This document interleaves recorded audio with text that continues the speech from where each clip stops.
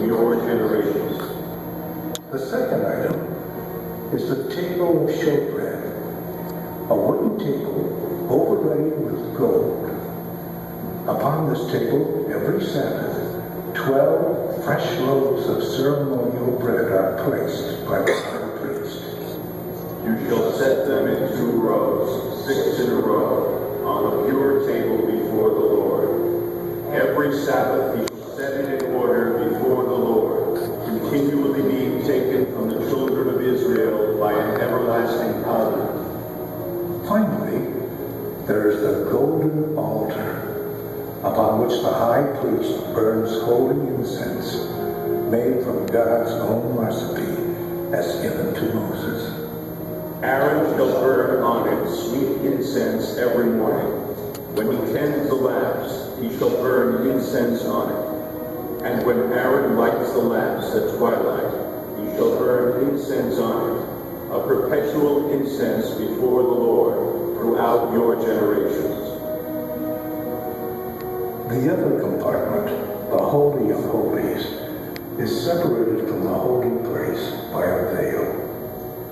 Only the high priest can pass through the veil to enter the Holy of Holies, and only on one day of the year, Yom Kippur, the Day of Atonement.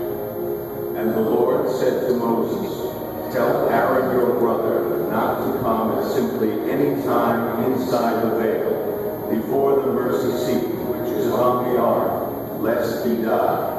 For I will appear in the cloud above the mercy seat.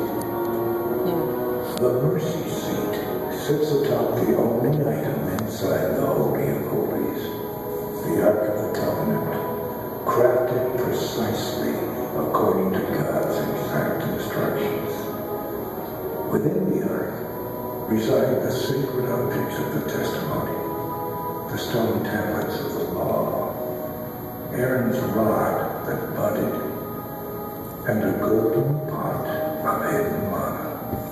And there I will meet with you, and I will speak with you of all things which I will give you in commandment to the children of Israel from above the mercy seat, from between the 2 cherubim which are on the ark of the testimony.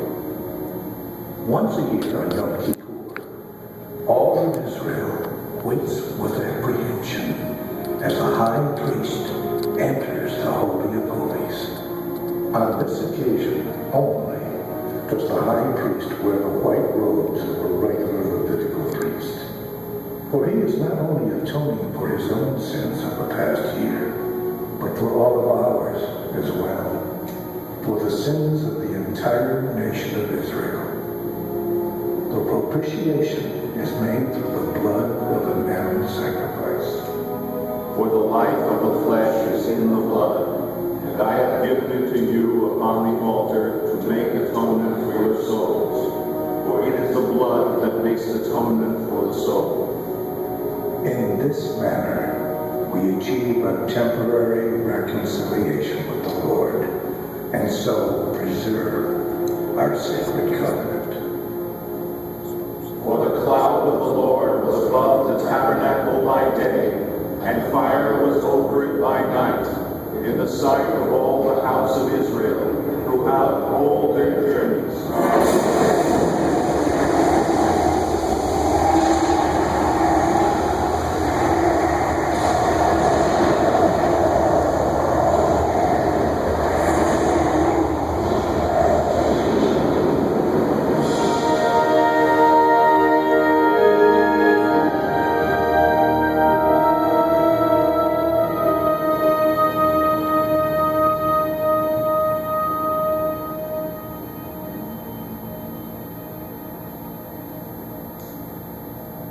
Though I near the end of my years, I dare to hope that I may live long enough to see the glorious day when the children of Israel will leave the wilderness and cross into the promised land.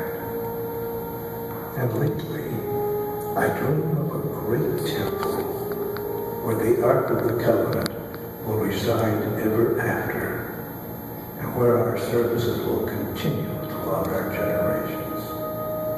Yet I wonder, is there more? Does God in His infinite wisdom have a greater plan for His chosen people? Could it be that our blessed sacrificial system is merely a rehearsal, a shadow of wonderful things to come? Might the prophets of Israel be foretelling of a day when God will provide His perfect Lamb as a final sacrifice for the sin of the world? Perhaps not in my own lifetime, but somehow I believe it will come to pass.